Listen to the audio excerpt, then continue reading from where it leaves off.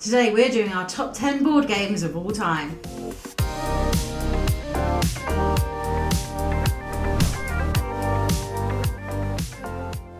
Hi, I'm Julian and this is Libby and we are BoxedMeeples. So, the countdown is reaching a finale. These are our favourite 10 board games ever. I'm excited. Yeah.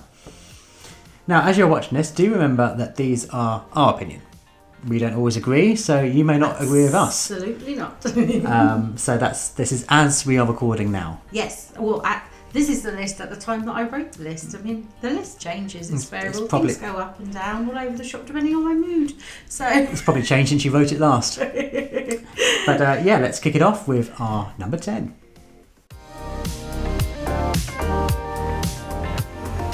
My number 10 is one that I don't think is going to make it onto your list. I mean, you say you don't mind playing it, but I think that's just to humour me mostly.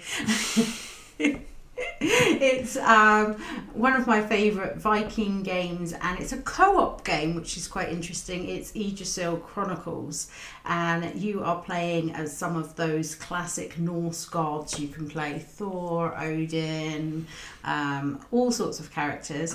And you are trying to complete different missions within it. There's a little book to work through the missions, and sort of not let some of those other famous figures like Loki and his frosty men, and Hela, and some of those other characters that are well known from Norse mythology.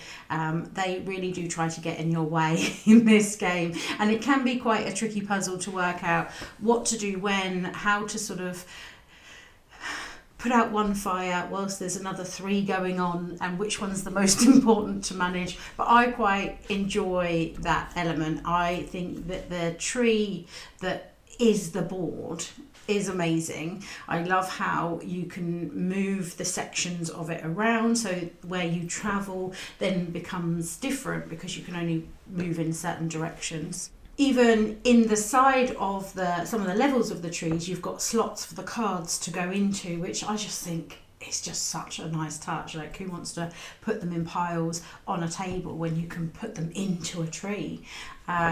And all the little meeples like fit cleverly around or on the tree, that you're then moving and acting in different ways that are either helping you or hindering you.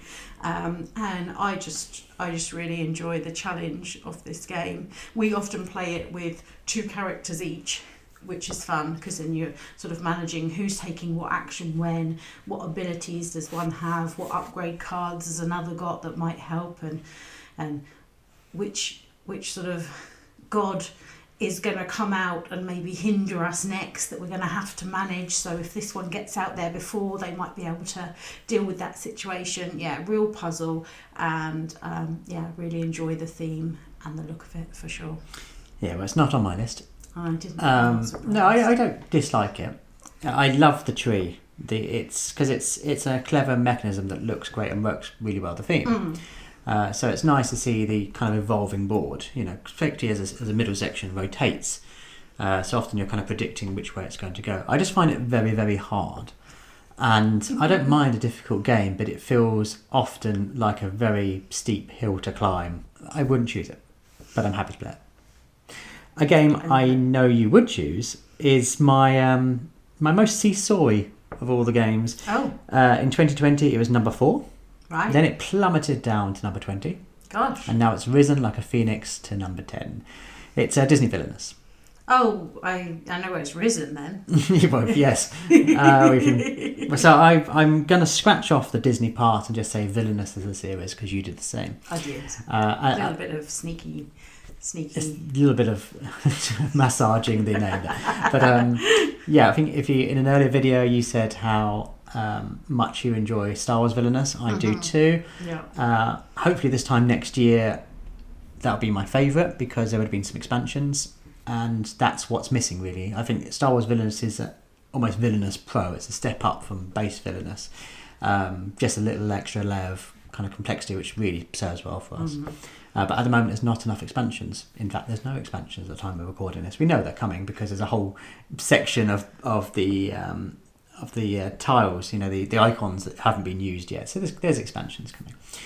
But so for now, it's Disney Villainous is my favourite, and I love how asymmetric it is, but always feels incredibly well balanced. Yeah, it really does. It doesn't matter really which character they're playing. Always it's been, 90% of the time it's been a case of I was one turn away from winning. The fating is fun. There's different kind of strategies on how you achieve your individual goals, and each one of those does feel diverse. It's not just a case of, well, this character, you've got to get a card called this. They each play differently, and they suit different amounts of play time. So often we say, well, if you're new to this game, try this character, usually King John.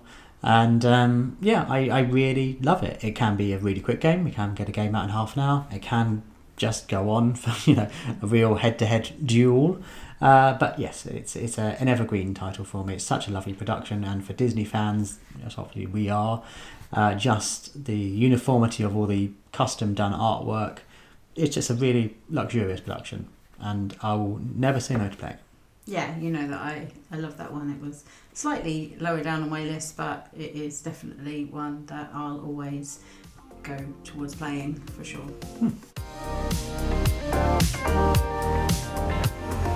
It's a bit less of a seesaw is my number 9, but still up and downing. 11 in 2020, number 6 last year, now number 9. It's Viticulture. And Viticulture, I think, is one of my favourite kind of pure worker placement games, because it just works really well. Particularly with the Tuscany expansion.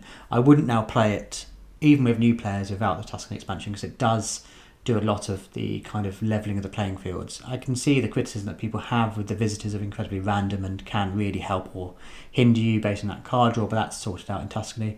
And Tuscany, you've got loads of other things to think about, where you're going to place on the kind of area control map on the side, different regions of Italy. Also, you've got slightly longer points to get, and the seasons are more clearly segmented. And the problem we have often when we play of 2 of just the base game is that we all just go for the extra worker, and that's solved obviously in the Tuscany expansion, because then you get really crippled if you take the extra worker. Yeah, you do. One of the last games that we played of that, actually, it was interesting. Our whole gameplay changed from with expansion to without. We would normally gravitate towards certain actions in a certain order to try to achieve something, and then you just didn't really want to do that, so you're trying to have to think out the box and find a new strategy, which was really interesting. So enjoyed that. And I love I think all worker placements really should have the Grande worker. I think it's so good. It's such a clever idea that you have that one trump card, and if someone's gone somewhere you really need to go, your whole turn is ruined, which is a pitfall sometimes of these worker placement. If you build a strategy based on one place and someone goes there, often you feel very frustrated. I don't find that with Viticulture with the Grande worker. It just does everything a pure worker placement game should do. Love the theming, I love the art of it. It feels just a nice relaxing kind of Sunday afternoon game for us. We've got little wine bottles, which adds a little bit extra. Yeah, they're nice. It's a future classic, I feel. It kind of has that kind of feel to it, and I'll happily play it and teach it to anyone. So that's my it's another Stonemaier winner. Another Stonemaier tick. Well, this isn't the first CGE on my list for number 9. Another one which, again, I think it's slowly becoming a bit of a classic as well, is A Lost Ruins of Arnak. We have really enjoyed that. We play it on BGA, we play it our copy loads. It's becoming one of those, we know it so well, so it's easy to table and play with the expedition leaders. Really adds something to the game. We won't ever play without the leaders. No. And they add that different thing going on for each character, so it makes the games feel slightly different. You've got the different options of the tracks and bits and pieces like that going on. That just adds that little bit of variety, which is nice. Interesting to see what's coming up next for Arnak, because I know there is another expansion on the horizon. Yes, and I think there might be some more leaders in there, along with some other bits and bobs, so that would be interesting.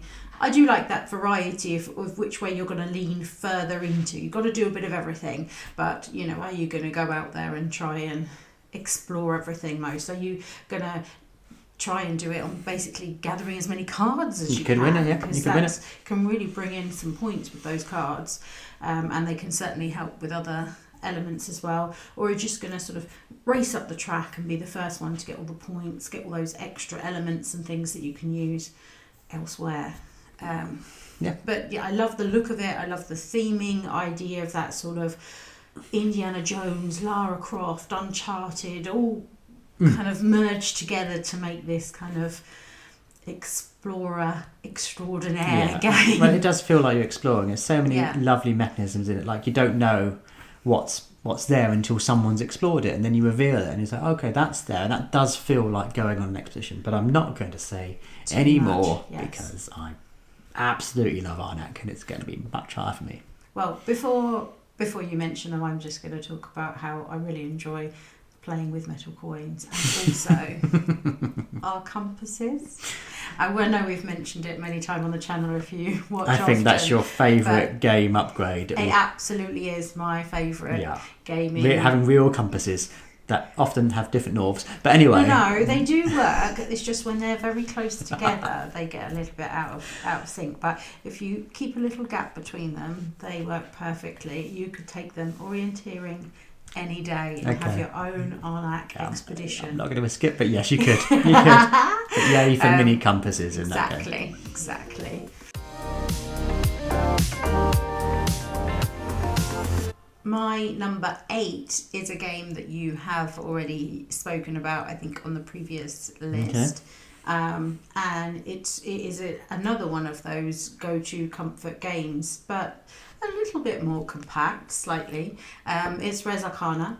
I absolutely adore this game. I feel like it gives me big box gaming feels in essentially a card game, with some gathering of some little bits and bobs, ideally with some pearls and and the other bits from we have the 2 expansions as well as the base game, and that puzzle of, are you gonna pass on your card? Are you going to pay the resources to put it into play, and how are you going to effectively use it?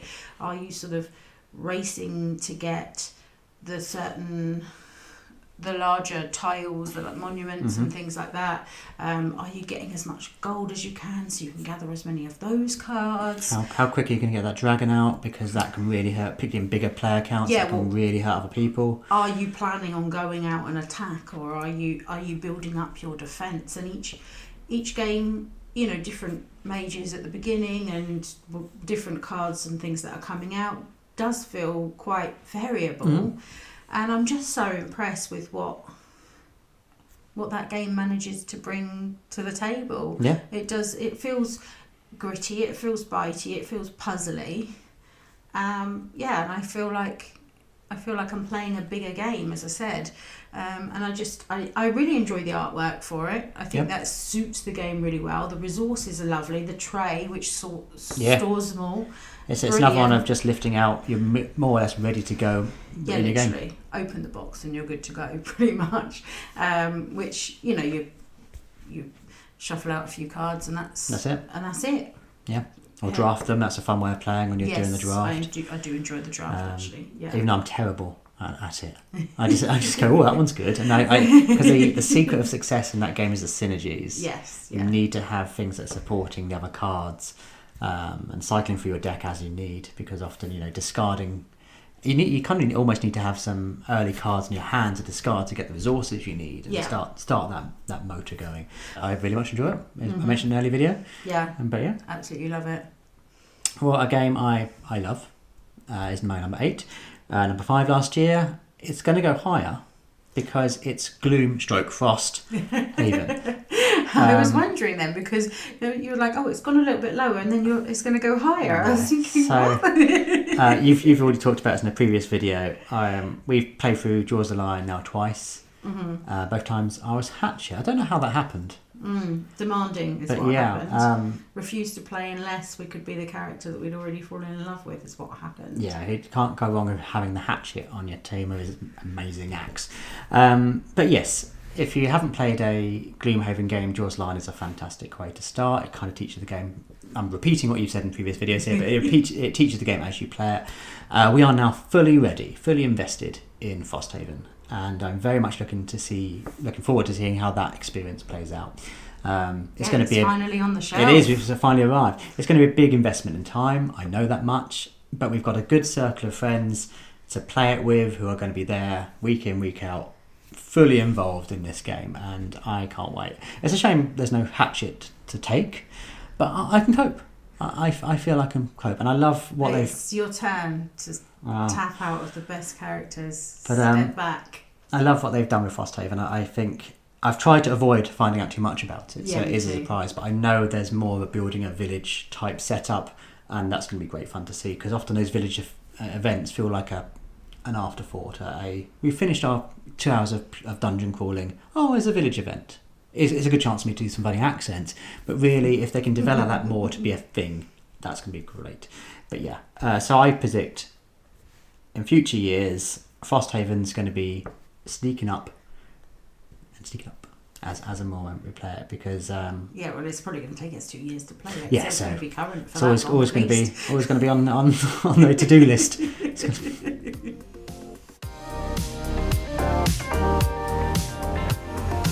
7, then 12, and now 7. Oh. And not just because you got really upset that it wasn't in my top 10 last time.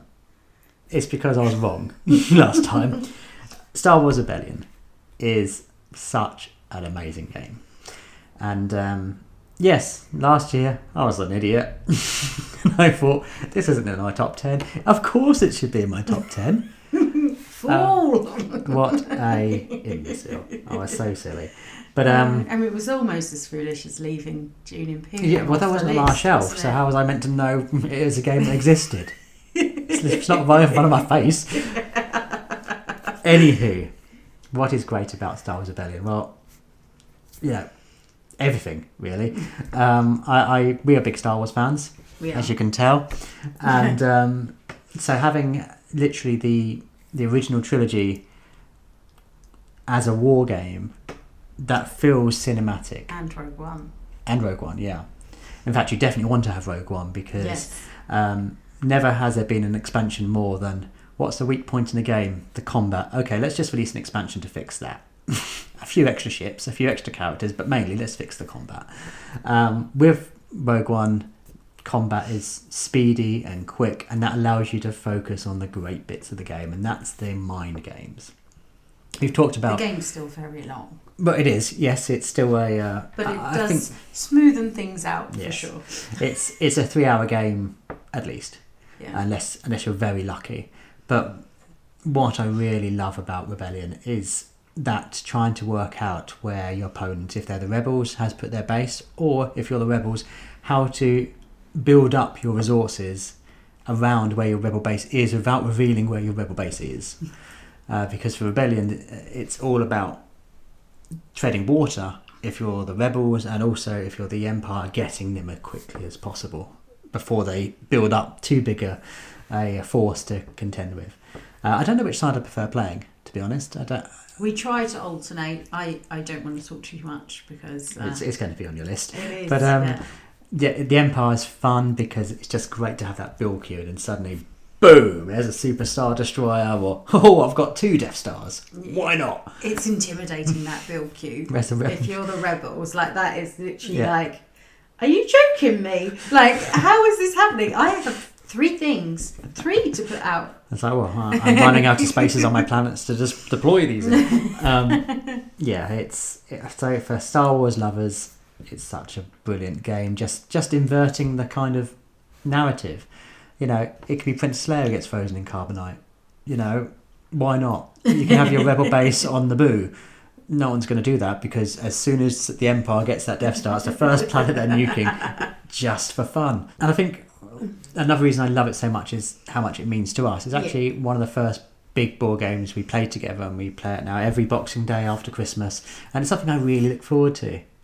Even this year we kind of excitedly set the board up during the day, ready to really hit the ground running in the evening. It's I wish in a way it was slightly shorter, so we could fit it into an evening. Because it's such a big game, you have to kind of set a time and appointment to play it. But I'm going to stop talking because soon you'll have nothing to say. Right, my number 7 is a newcomer to the list this year. We played it for the first time this year, and have both fallen in love with it. I don't believe that you've mentioned it yet, so I'm assuming it's not far away. What is it? And it's taken the world by storm. It's Ark Nova. Okay, yes. And I'm sure that you have all heard about this zoo wonder of a game.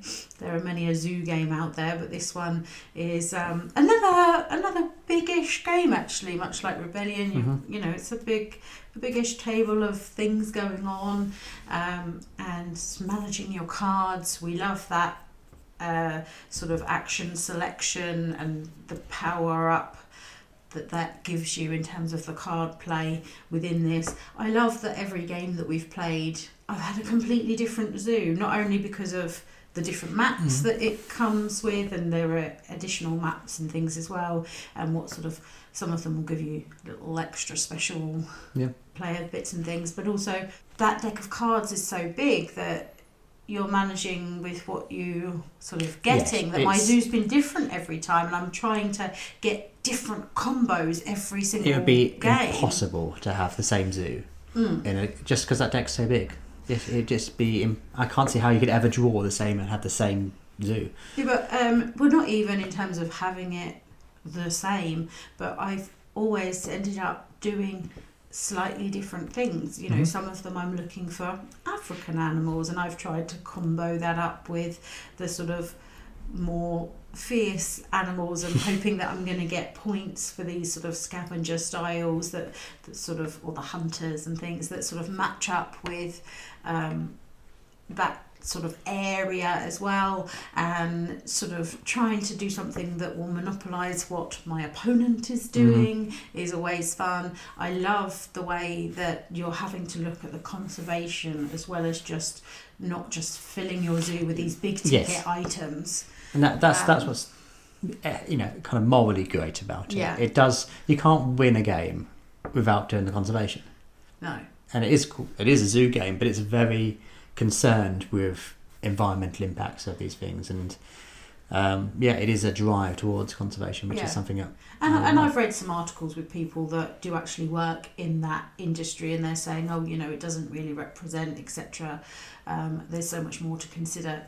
I'm sure there is, but this is a board game. It's an abstracted version of that deals with the truth. And I feel like it's doing its best to make people more aware that it shouldn't just be zoos. There is a conservational element, and you do need to think about the longevity of our world and our environment and our animals and things. And we need to start taking care of things. And I think it does enough to sort of push that to the forefront of people's minds. So I appreciate that. But the gameplay itself, I'm really enjoying. It's one of those that we're both sort of, whenever anyone mentions it, I'll play. Actually, at our games club, we had 2 games going on simultaneously, such was the demand to play it. We all kind of finished at the same time, and then it was kind of comparing notes and looking at each other's zoos, and I can't talk about it. Can't say more. You chat more later. Yeah.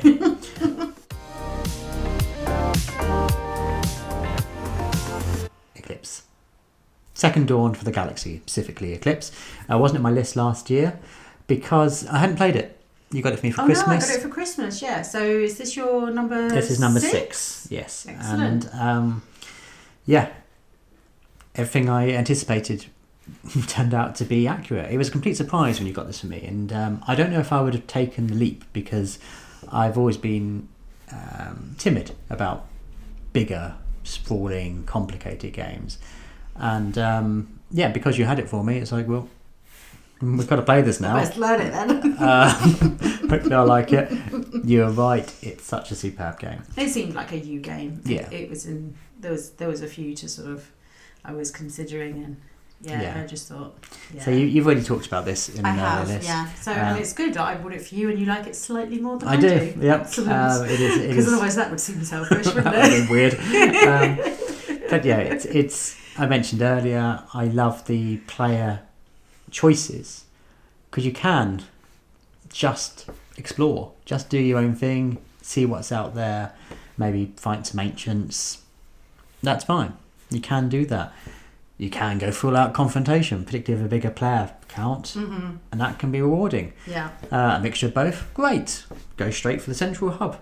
Try and take on that beast of a of a fortress. It's interesting. The last game we played, the two of us were sort of tangling quite a bit, and then the other you and another one were relatively isolated for quite a lot of the game, and it does show that what you assume to be quite a combat-y game, which of course there is that element. It really does depend on your play style, your ship style, your faction style, as to how you want to play it. Because one of the players barely even met anyone else in the galaxy. He can build up the last round. Yeah, he can build up the alliances because he just wasn't even aware there was other people in the galaxy. He hadn't found anyone.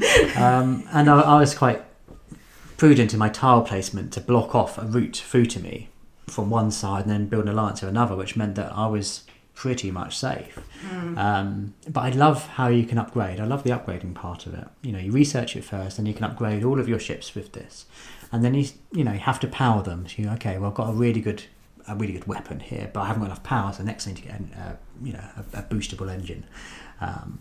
It's such a puzzle how you're going to get all those things in combination and how you're going to fit them onto each of the ships, isn't it? And then when they come into combat, no one knows what's going to happen. Particularly if you've both got missiles and you've both got heavy shields. Because, is this unstoppable shield-rich ship going to be enough of a match to defend off the missiles? And do you get the missiles? Because that's a one hit. If that goes sour, maybe you haven't got the defences then. But then you're getting that first hit in, especially if the opponent hasn't got them. Yeah, my opponent had first hits in, and that was bad news. Yeah, it was. Sometimes, your little small ships are so upgraded they're stronger than the dreadnoughts, and I just love that. I love that kind of tailoring of the ships, and having that opportunity to just decide how you're going to play it, and so good. Also, the storage and trays, brilliant. Oh, absolutely. For a big game, to be able to have everything organised in that way, to just pull out and go for it. So kind of like dice throwing in that way. You've each got your faction, you take it out, and you've even got places to put things. So you're moving things around on the trays. It's such a clever design, and even the iconography on the cards, just clear.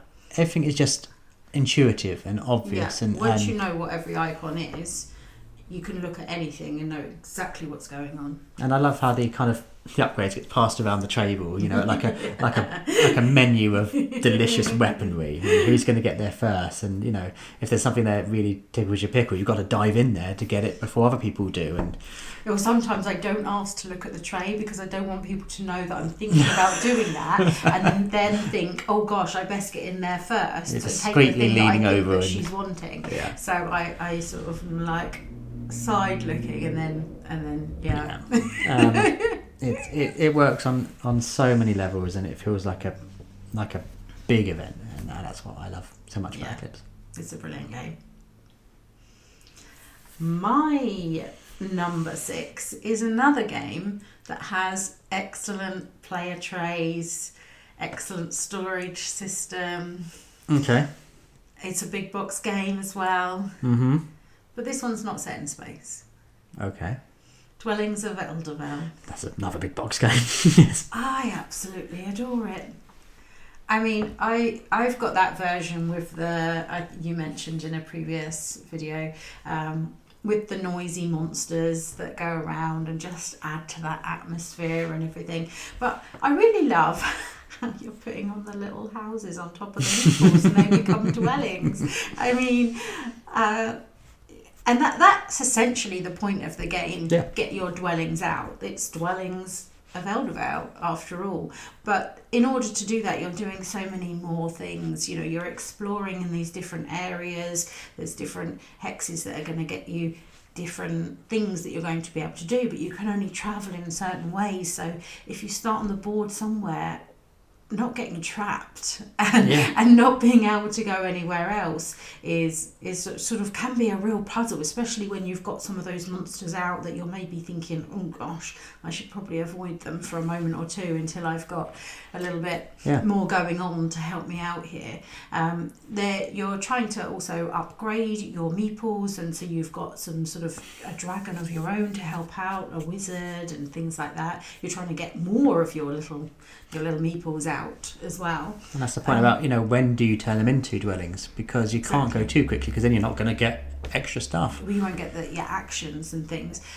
You've got extra cards that are helping, and you're building yourself a little tableau, and you're also going up on little tracks to do the adventures and also trying to come up on those, and you've got these orb actions that are giving you extra bits and bobs and things, and there's so many things that combine so well together of elements that I love in games.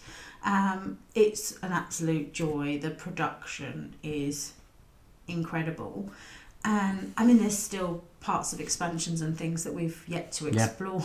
It's such a big box at the bottom of it. I'm sure there's extra figures that we don't even know there. We've never even dug that deep. We definitely have. Exaggerating, but and the figures themselves are brilliant. I just absolutely adore this game, and it's one that we definitely need to get out more often, because as I say, for a big box game it's actually not that difficult to get out to the table, because it's all organised nicely, especially with the player trays and things. Everything's already in there. I love that you've got your own coloured die and everything. I absolutely love that the dice isn't about counting up who's got the highest of the total number or anything like that. It works that little bit differently, and that's just really fun and a bit refreshing to have it work. Just a little tweak to it, just changes everything up. And I'm interested to see. I know there's another big game coming from them that is more spacey. Oh, okay. So it'd be interesting to see. They've got a good track record. Yeah. So. Yeah, what happens there? But absolutely loved your links about it.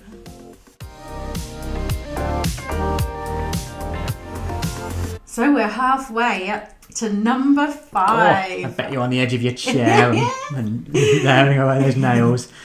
And my number 5 is as beautiful as my number 6, but in a different way. This is a more Japanese theme, and it is Bitoku. I absolutely adore this game. I think it's so beautiful. Those cards, all the different creatures and everything. I mean, the board is just a sort of an eye full of colours.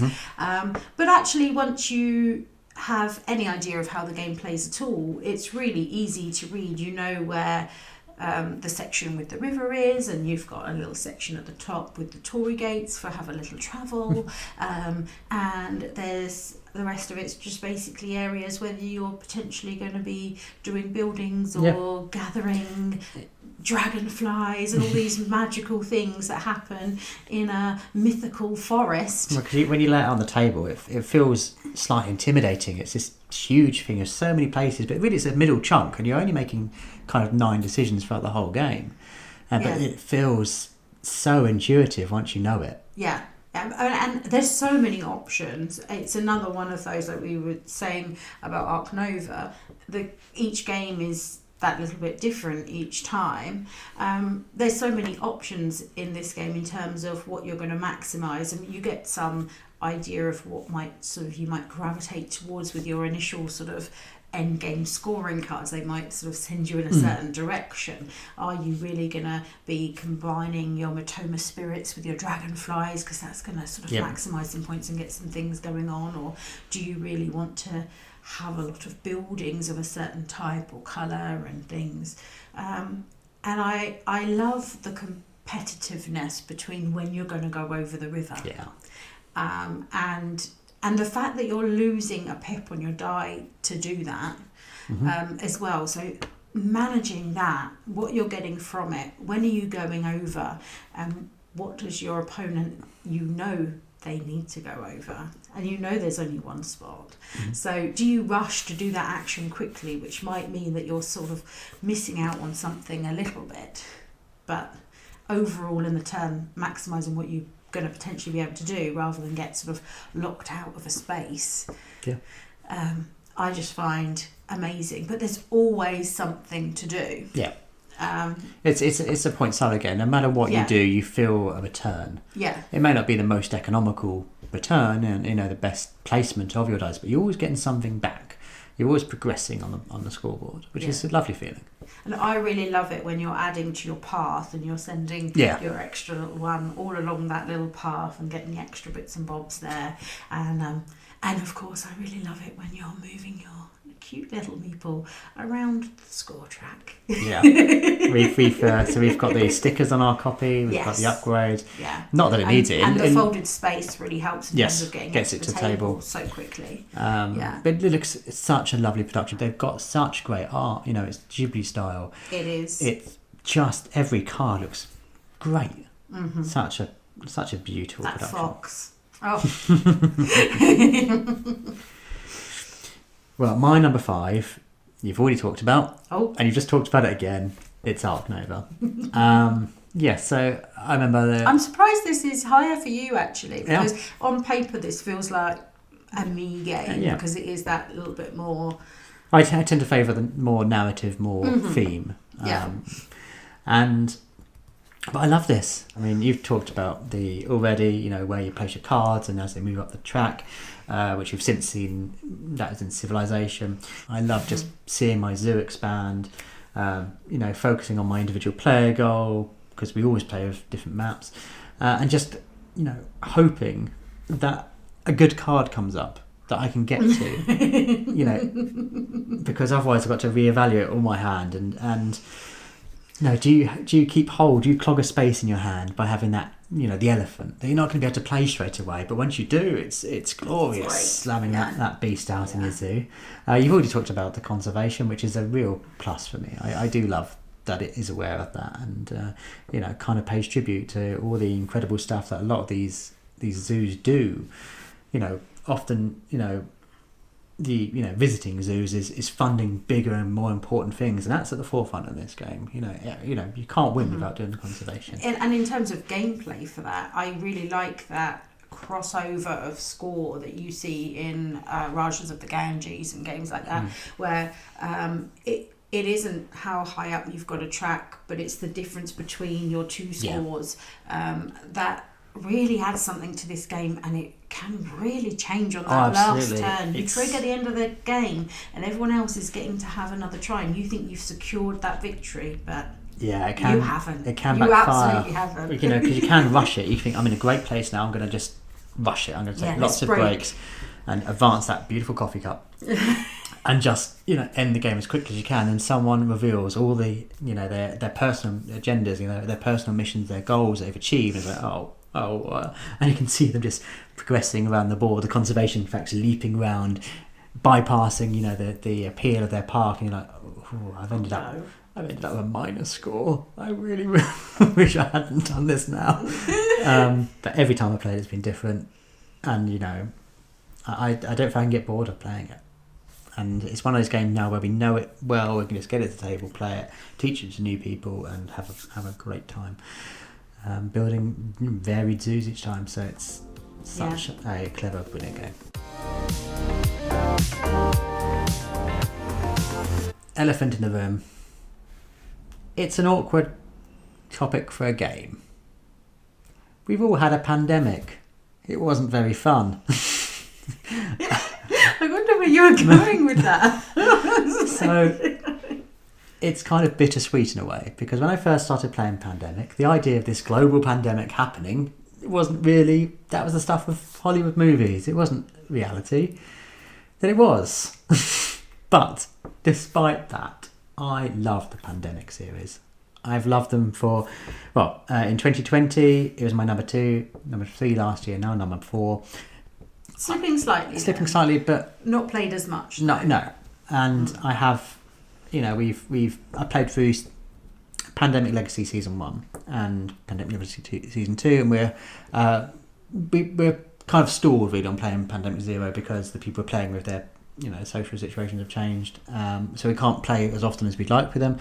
But what I was playing with it potentially was my favourite of the series. I really enjoyed it. Really, because Season 1 sort of was quite early in your sort of gaming, and it pretty much blew your mind. Yes, I'd never played anything like Pandemic Legacy Season 1 that takes a brilliant game and then tweaks it and evolves it and changes it, including elements of the different expansions and telling a story and developing your characters.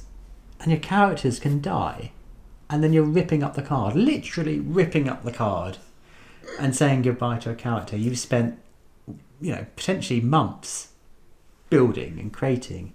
And if they die in a terrible way, or even worse, if your co-players sacrifice you, it gets sore. I think that's what happened. That's what happened. Yeah. They let her die. But I'd never played anything like that. That's the idea of then opening these boxes and not having a clue what's going to be in there. Zero, I thoroughly enjoyed, and it's interesting now, maybe as a result of global events, that the pandemic engine's become like an engine, and it's now fitting around other styles, other themes. I'm intrigued by the Star Wars one. Yeah, I would like to play that just to see what happens. Yeah, because saying to people, do you want to play Pandemic now? People are like, not sure. Whereas, do you want to play Star Wars? And just having that experience of that dread when you reveal an epidemic card, it's like, oh, and you're plotting it, and then that triggers something else, and you can just see the world turn to peril, and all your hard work is just being undone, and you're drawing those cards just hoping it's not going to come, but knowing it's inevitable, and you can make it really hard by sticking 7 epidemic cards in there. May as well see what happens. Ooh. You won't win, but yes. So Pandemic, whole season, whole series, everything Pandemic is my number 4. So you just told everyone to make it so hard that you can't win, but you don't like my number 10 game because it's too hard and you can't win. Yeah. I'm incredibly changeable, much like the map on Pandemic. Well, from a Star Wars version to a Star Wars version, my number 4 you have already mentioned, Okay. but not the Pandemic one. Rebellion is my favourite of the Star Wars games that I have played. Absolutely love it for every reason that you have mentioned earlier. Well done for bringing it up on the list. Yes. Yes, worth being in the top 10. Who wouldn't put it in the top 10? As you said, we play it quite often for a big game like that, and I do absolutely love the sort of the thematicness of that night, in the same way as I was speaking about Nemesis and things on previous lists. There's always a story to tell from when you're gaming these sort of really highly thematic games that really make sense and follow those storylines, and you're sending certain characters that everyone's really familiar with out to do certain things and capture different leaders or whatever you're doing. And as the rebels, you certainly are trying to really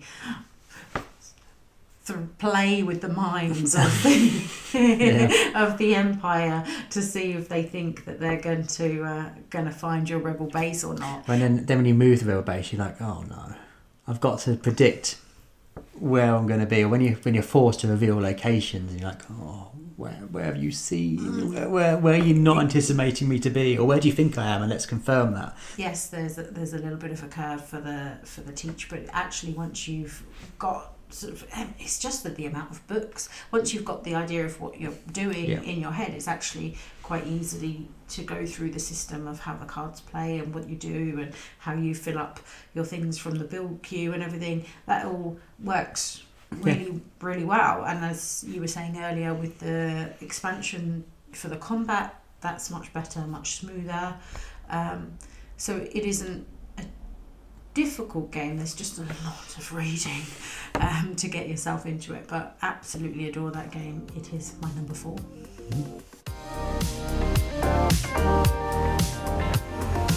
This was my number 1. Oh, 2 years in a row. It's now Wow. number 3. It's dropping. It's Scythe.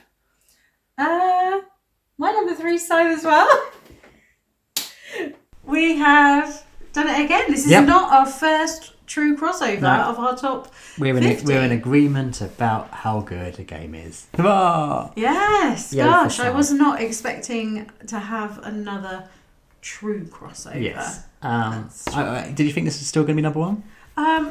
Maybe not, no. But I suppose if I'd thought about it, I maybe would have got there. But I feel like it could have switched with what I'm assuming is your number 2. I think you can get the top 2 now. Anyway, Scythe. Scythe is still brilliant. Let's not muck around here. It's number 3. It's the 3rd best board game ever, according to both of us. Why do you love Scythe so much? We had an amazing experience doing Rise of Fenris. That did bring a lot. It was one of the first campaign games that we actually did play, the two of us together, and obviously we've managed to complete that, so that's great. Yeah. But I love the different factions, the different combinations. You can ploy people into thinking that you're not doing that great, and then all of a sudden you have this amazing turn and you manage to put 3 stars down and it'll catch up, and everyone's like, oh, you're in the game. Now I need to pay attention to you. Yeah, I am. It's so elegant. It's so clever. You know, you've got your top action and you've got your bottom action. If you're not doing your bottom actions early enough, you need to revise your strategy, because the synergy of getting those both acting is the way to win this game. Yeah. It's not necessarily confrontational, particularly if you have some of the expansions, you can adapt that. But combat's there, and it's quick and it's clever. And combat works really well. It's not, there's not dice rolling and all of that strategic. kind of stuff. It's clever. You can manage what you have and your score for it. It's great how the Really factions behave differently. We have the weird house rule, and you have to describe the picture of the event, which always ends with, and there's a mech in the background. I love Scythe. Just those events are interesting. Yeah, the encounters, everyone's racing towards trying to get some good free stuff, which is great. Yeah, it's everything about it is brilliant. And I must do a shout out to My Little Scythe as well. I was literally about to do that. Because we got that to play with the girls, and they're around the 10 mark, perfectly placed for them. Mm-hmm. It's one you of have painted those minis, and they are adorable, and they sort of, we'll finish a game of My Little Scythe and they'll be going off playing with their owls and their foxes and things. But it's so well done. Mm-hmm. And often you play, obviously the girls are very much aware of what our hobby is. They live around it. You can't avoid that, can they? But it's nice when they're playing the game properly. Not just playing it to please or playing it because they feel they should, but genuinely wanting to play it and strategically playing a game.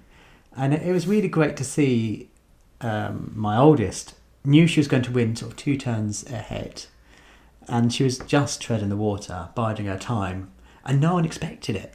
No. It just came out of the blue. It's like, whoa, you've got a killer move there. And it's softer. It's not an instant end like it is in Scythe. You do have that extra round where you can try and catch up, but even then that feels tense, because you're like, oh, I wasn't planning on doing any of this, but I have to now. And it's I think for that age group the perfect game to play if you ever had someone had an interest in playing games. It's so good. But yeah, Scythe base game is a game I absolutely love it at 2, love it at 6. Well, this is the thing, we can play that at a high play count, and there aren't as many of those bigger, I don't know, it feels quite thematic as well, this one, games that you can actually get out with the higher player count. So I think that's really to its bonus. And how you can be really sneaky with the money, and you could have been hoarding the money all along. That's the thing. And not have done amazingly. They're just sort of mediocre here and mediocre there, but you've been hiving away those coins. That's a winning strategy. You can win it like that. Yeah. Just not spend. It's not all about the stars. It's But that triggers the end, and then then you're totting up. It's working out your and accounts. being popular. Being popular, that Everyone wants to be popular. is key. that's a game changer. And because the encounters are really quite often affecting your popularity to give you certain things, it's that balance and those decisions of, is that going to take me under a new line of points section or leap me over it to do that? To my detriment or not. But do really enjoy it. We haven't played it enough again this year, but no, we must change that. I'm itching to play it again. But yeah, it's definitely a fave, a staple.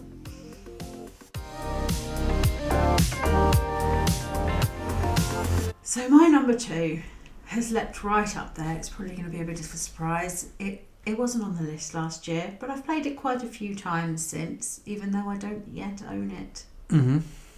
The Great Wall. Of course it is. I'm just absolutely loving this game. We've spoken about it a few times on the channel, if you have caught that. We have several friends that did back it the first time round. Mm-hmm. I have backed it now, so I'm expecting it on a ship any day, I think. Or I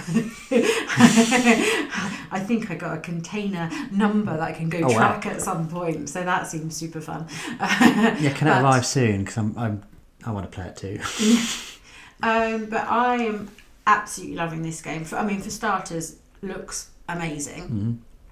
Mm-hmm. What Awakened Realms game doesn't, but we sort of love those sort of Japanese, Chinese, those kind of looks in games anyway, so that's always going to be appealing. But this just looks great, doesn't it? We have played the version with the minis and with the Meeples, the different play, and the minis are lovely. But it doesn't really take away from the gameplay. I like them. I like them both. But strip away those miniatures, and it works in the Meeples. It shows that at its core, it's still a brilliant game. Yeah. It's not a game that just is good because it has lovely miniatures. It's just a brilliant game. I love how you the sort of back half of the board, you're doing some worker placement things, but you're not getting your stuff straight away.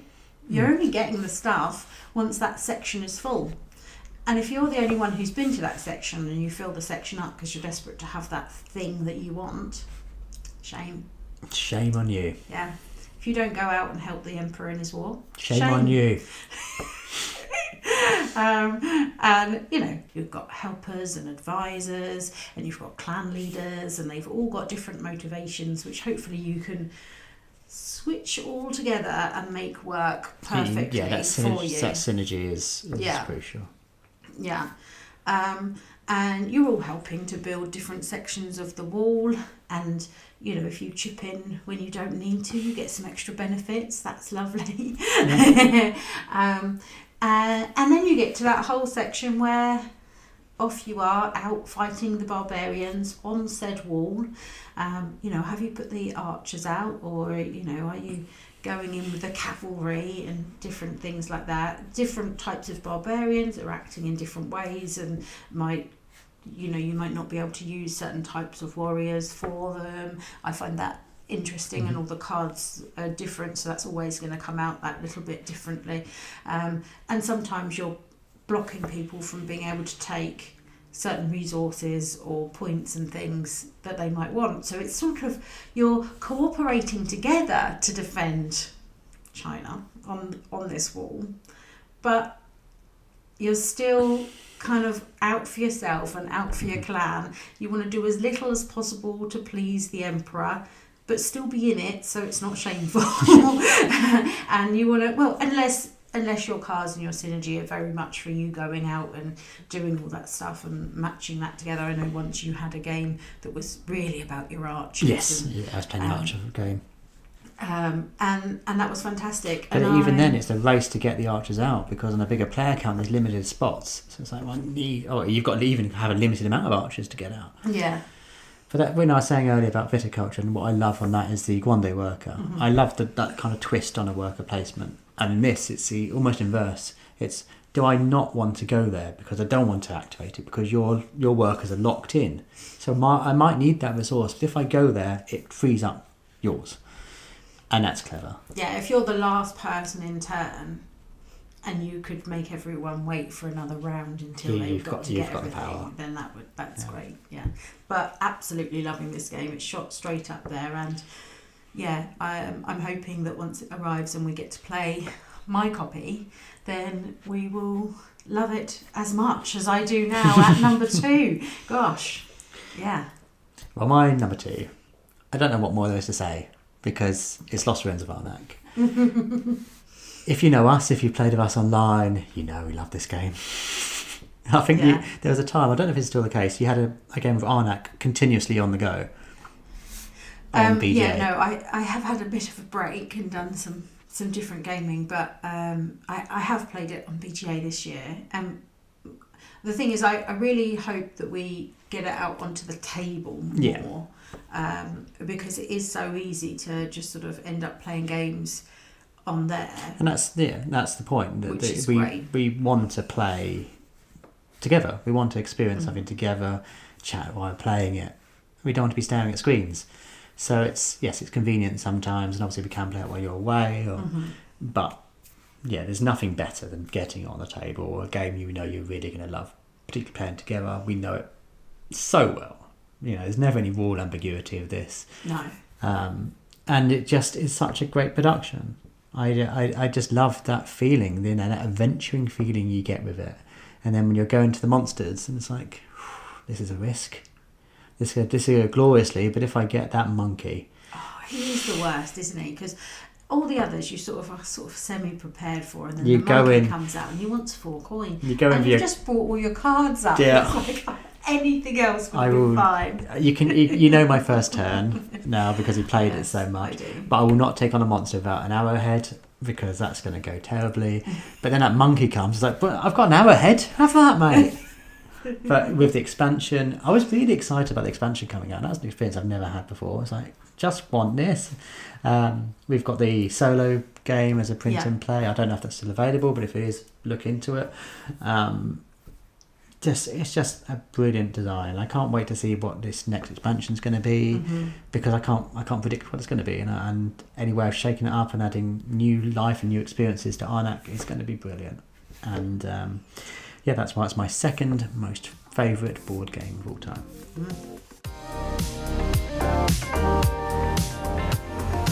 Right, so we're down to the nitty gritty, the crunch of it all. What's your number 1 game? Surprise! It was a surprise to no one. Root. Who would have guessed? Me, I guess. Yeah, I think anyone who's watched this channel knew it was going to be Root. Since you've been raving about it since your first game. Yeah, you got this. I got this just before my birthday. We went to Bring and Buy, and I got Root. And we'd had some friends say they didn't like it, and that was concerning. I'd originally been worried about it because I know it didn't play very well with 2. And I thought, well, we play most of our games at 2. This isn't the game I want. Yeah, that's quite often a sort of crutch point of will it come to the collection or not. Yeah. So, but then now we have a group we go to regularly. I've got a circle of friends we meet up regularly with, and they all love Root. Everything about this game ticks my boxes. I love the sense of humour of it. I love the factions. I love the asymmetry, which is something I never thought I'd say.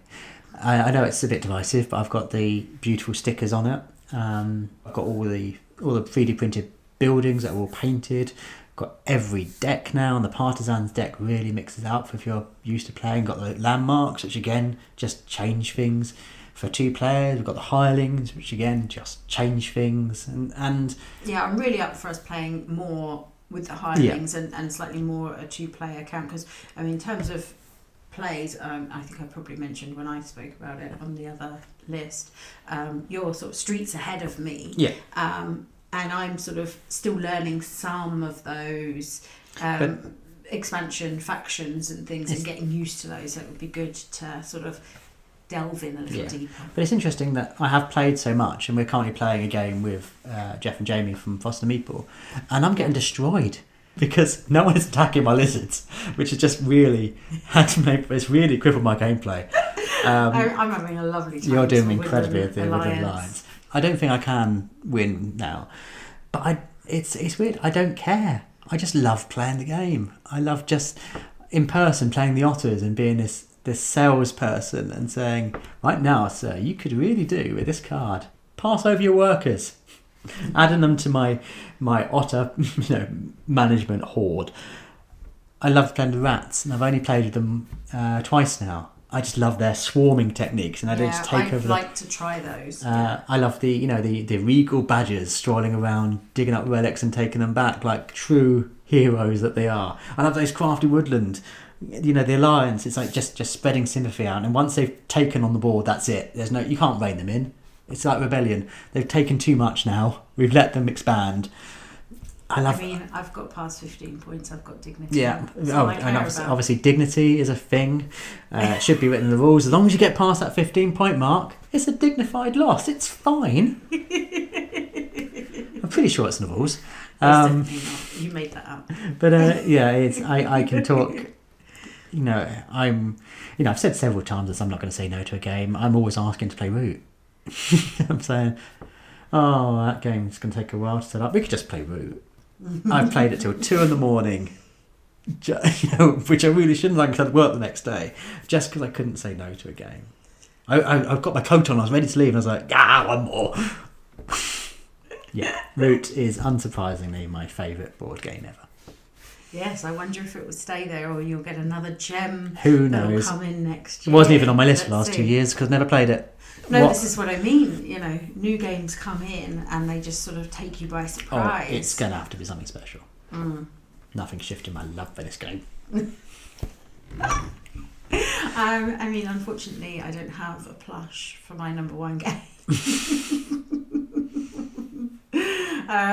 But it's quite sentimental to me. My number one. It hasn't changed. It's been there for some time. Since I've been doing number one games and things, it's always been there. It's Yedo, and it's, I think, one of the first games that really made me think, gosh, this board gaming malarkey is really good, isn't it? Yeah, I'll do more of this then, right? Yeah, that's fab. This is a fun hobby. Yeah, why not? I have the deluxe master set here, but my friend had the previous printing, which was I think 2013, something like that. And it's, we would get together for nights and play this. I love the theme. I love the artwork. It's worker placement, which is sort of where my grounding in board gaming always sort of came from. I am a bit of a sort of Euro style at heart, but it's got some other bits and bobs happening. All of the cards they've got different sort of styles of missions that you're trying to complete on them, and they might be sort of espionage or kidnapping or whatever, and they've got little stories at the top of what's going on, and there's so much that you need to achieve for each of some of these missions. I mean, some of the basic ones are not too difficult, but some of the sort of the red ones, the black ones, the difficult ones, you've got to be in so many places, have your fingers in so many different pies around the town that it's a real puzzle to try and get everything you need in line for that mission, but still not be missing out on previous rounds. So you're able to kind of complete an easier mission, or one just that happens to work well with another one, all while just sort of secretly putting everything in line, getting all your ducks in line to do one that's that little bit more difficult, that's going to get you some amazing spoils, particularly if that ends up being Kill the Shogun, because if you manage to do that, you stop the game. Well, I've said in the past, that was the one single most exhilarating moment I've had playing board games, is when just like, I've done it, when that all comes together, because it's so hard to do, you have to have all the other opponents not going to places you need to go, and when it works, it's magical. Someone goes and picks up that blessing and you're just like, no, how dare you? There's just a lot going on for that game. We always play with the specialist component, Yep. And there are events each round as well, so there's that happening too. But if the watchman happens to be in a certain place, instead of getting arrested, you just send your ninja in.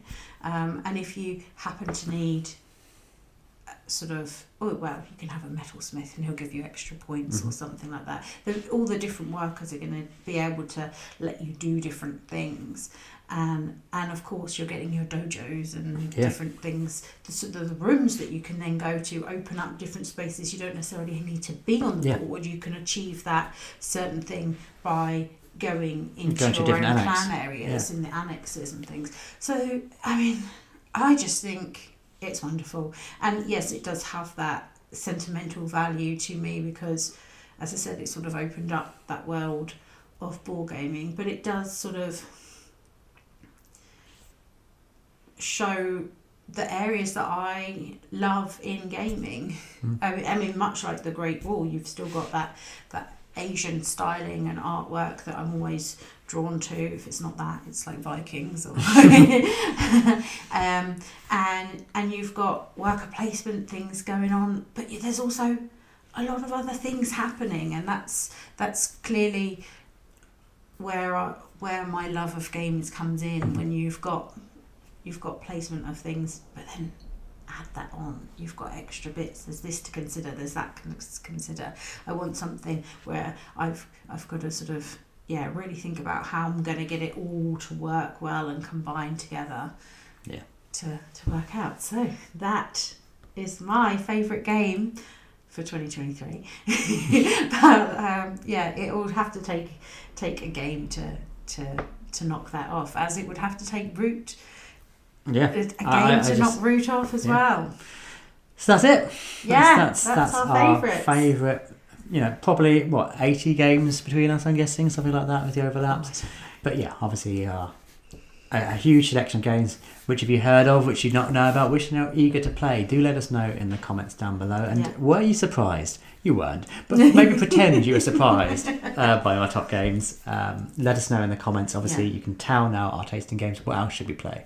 Exactly. Something else to we talk would about. Love recommendations what from you. What game is better than Root? It's a personal thing. You're wrong, I'm right. But if you're new to discovering us, please do consider subscribing, liking this video, ringing the bell. That would be great. All the fun then things. You'll get to know about all of our other board game related videos that we have coming up, and we normally have 2 to 3 a week, including the Dice Tower Favourite Game Friday, so it'll be great to see you there. But thank you so much for giving us your time watching this series. It's been a lot of fun to do. It always is great to do. And who knows, maybe next time we'll be up to 100. Let's just see. Gosh. Thanks as always for watching. Bye.